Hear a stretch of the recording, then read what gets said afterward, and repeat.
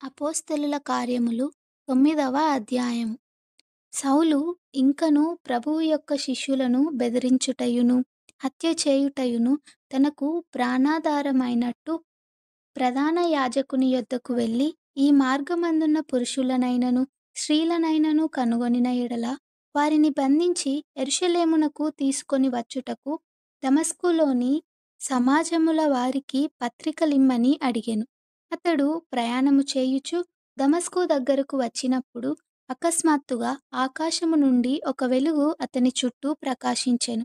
అప్పుడతడు నేలమీద పడి, సౌలా, సౌలా, నీవేల నన్ను హింసించుచున్నావని తనతో ఒక స్వరము పలుకుట వినెను.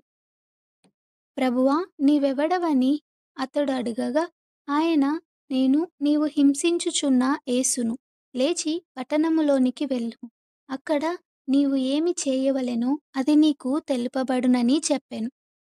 అతనితో ప్రయాణము చేసిన మనుష్యులు ఆ స్వరము వినిరిగాని ఎవనినీ చూడక మౌనులై నిలువబడిరి. సౌలు నేలమీద నుండి లేచి కన్నులు తెరిచినను ఏమీయూ చూడలేకపోయెను గనుక వారతన్ని చేయి పట్టుకుని దమస్కులోనికి నడిపించిరి. అతడు 3 దినములు చూపులేక అన్నపానములేమియూ పుచ్చుకొనకుండెను. దమస్కులో అననీయ అను ఒక శిష్యుడుండెను. ప్రభువు దర్శనమందు అననీయ అని అతన్ని పిలువగా, అతడు, ప్రభువా, ఇదిగో నేనున్నాననెను.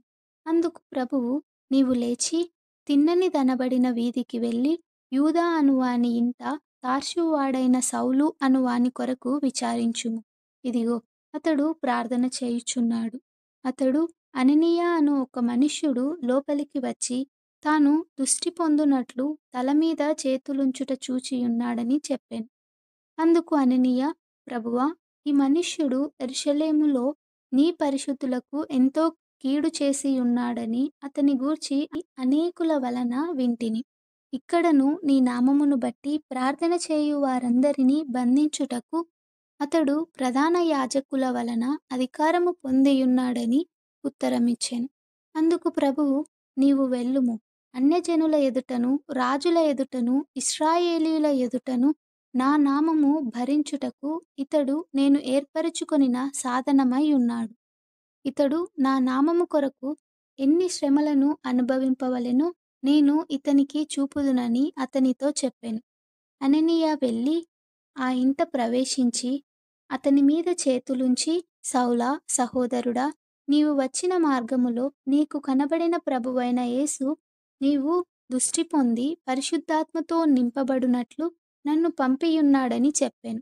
అప్పుడే అతని కన్నుల నుండి పొరల వంటివి రాలగా దృష్టి కలిగి లేచి బాప్తిస్మము పొందెను. తరువాత ఆహారము పుచ్చుకొని బలపడెను.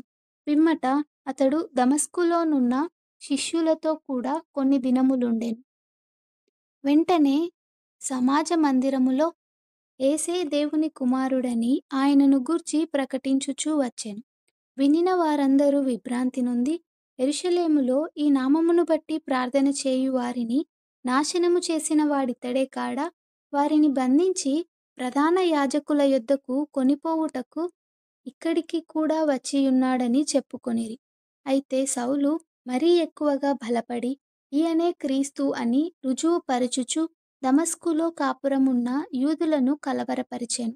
అనేక దినములు గతించిన పిమ్మట యూదులు అతనిని చంపనాలోచింపగా వారి ఆలోచన సౌలునకు తెలియవచ్చెను. వారు అతని చంపవలెనని రాత్రింబగళ్ళు ద్వారముల యొద్ద కాచుకొనుచుండిరి. గనుక అతని శిష్యులు రాత్రివేళ అతనిని తీసుకొని పోయి గంపలో ఉంచి గోడగుండా అతనిని క్రిందికి దింపిరి. అతడు యెరూషలేములోనికి వచ్చి శిష్యులతో కలుసుకొనుటకు యత్నము చేసెను గాని అతడు శిష్యుడని నమ్మక అందరును అతనికి భయపడిరి. అయితే బర్నబా అతనిని దగ్గరకు తీసి అపోస్తలుల యొద్దకు తోడుకొని వచ్చి, అతడు త్రోవలో ప్రభువును చూచెననియు ప్రభువు అతనితో మాటలాడెననియు అతడు దమస్కులో యేసు నామమును బట్టి ధైర్యముగా బోధించెననియు వారికి వివరముగా తెలియపరిచెను. అతడు యెరూషలేములో వారితో కూడా వచ్చుచు పోవుచు ప్రభువు నామమును బట్టి ధైర్యముగా బోధించుచు గ్రీకు భాషను మాట్లాడు యూదులతో మాటలాడుచు తర్కించుచు నుండెను.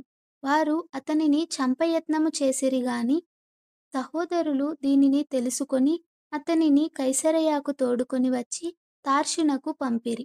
కావున యూదయ, గలిలయ, సమరయ దేశమంతటా సంఘము క్షేమాభివృద్ధి నొందుచు సమాధానము కలిగియుండెను. మరియు ప్రభువునందు భయమును పరిశుద్ధాత్మ ఆదరణయు కలిగి నడుచుకొనుచు విస్తరించుచుండెను.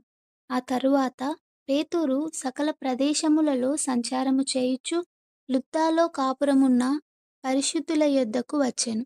అక్కడ పక్షవాయువు కలిగి 8 ఏండ్ల నుండి మంచము పట్టియుండిన ఐనేయ అను ఒక మనుష్యుని చూచి, పేతురు, ఐనేయ, యేసుక్రీస్తు నిన్ను స్వస్థపరచుచున్నాడు. నీవు లేచి నీ పరుపు నీవే పరుచుకొనుమని అతనితో చెప్పగా, వెంటనే అతడు లేచెను.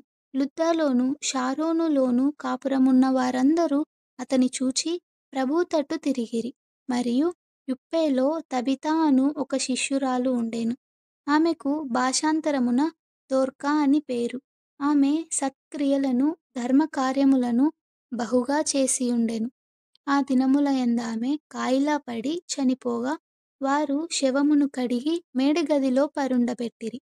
లుద్ద యొప్పేకు దగ్గరగా ఉండుట చేత పేతురు అక్కడ ఉన్నాడని శిష్యులు విని అతడు తడువు చేయక తమ యొద్దకు రావలెనని వేడుకొనుటకు 2 మనుష్యులను అతని యొద్దకు పంపిరి. పేతురు లేచి వారితో కూడా వెళ్ళి అక్కడ చేరినప్పుడు వారు మేడగదిలోనికి అతనిని తీసుకొని వచ్చిరి. విధవరాండ్రందరూ వచ్చి ఏడ్చుచు దోర్కా తమతో కూడా ఉన్నప్పుడు కుట్టిన అంగీలును వస్త్రములను చూపుచు అతని ఎదుట నిలిచిరి.